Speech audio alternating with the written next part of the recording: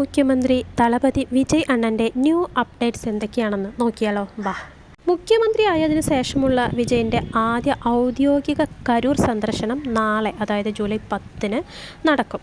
കഴിഞ്ഞ വർഷം ടി.വിക്ക് റാലിക്കിടെയുണ്ടായ സ്റ്റാമ്പേഡിൽ, അതായത് ആളുകൾ ഭയന്നോടിയതിനെ തുടർന്നുണ്ടായ ദുരന്തത്തിൽ മരണപ്പെട്ട 41 പേരുടെ കുടുംബാംഗങ്ങൾക്ക് സർക്കാർ ജോലി നൽകുന്നതിൻ്റെ ഭാഗമായി 32 പേർക്ക് അദ്ദേഹം നേരിട്ട് നിയമന ഉത്തരവുകൾ നാളെ കൈമാറും. അതുപോലെ വേറൊരു പുതിയ ന്യൂസ് എന്താണെന്ന് വെച്ചിട്ടുണ്ടെങ്കിൽ, കരൂരിലെ കൃഷ്ണരായപുരത്ത് ഏകദേശം 1700 കോടി രൂപ ചെലവിൽ നിർമ്മിക്കുന്ന സ്വകാര്യ നോൺ ലെതർ ഫുട് വെയർ നിർമ്മാണ ഫാക്ടറിയുടെ തറക്കല്ലിടൽ കർമ്മം അദ്ദേഹം നിർവഹിക്കാൻ പോകുന്നു.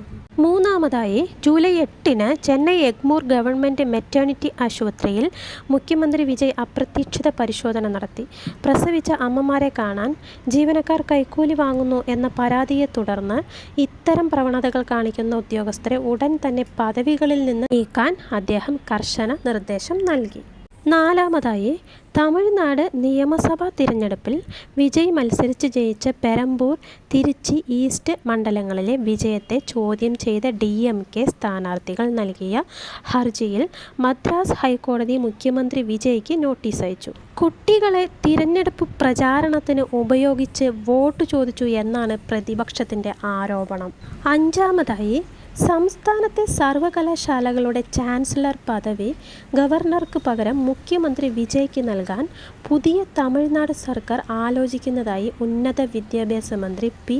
വിശ്വനാഥൻ വ്യക്തമാക്കി. ആറാമതായി, മുൻ DMK മന്ത്രി അനിത രാധാകൃഷ്ണനെ അറസ്റ്റ് ചെയ്തതുമായി ബന്ധപ്പെട്ട് പ്രതിപക്ഷ നേതാവ് MK സ്റ്റാലിൻ വിജയ് സർക്കാരിനെതിരെ രൂക്ഷമായ വിമർശനങ്ങൾ ഉന്നയിച്ചിട്ടുണ്ട്.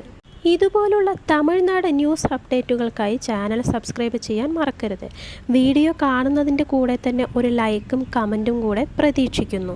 അപ്പോൾ അടുത്ത വീഡിയോയിൽ കാണാം.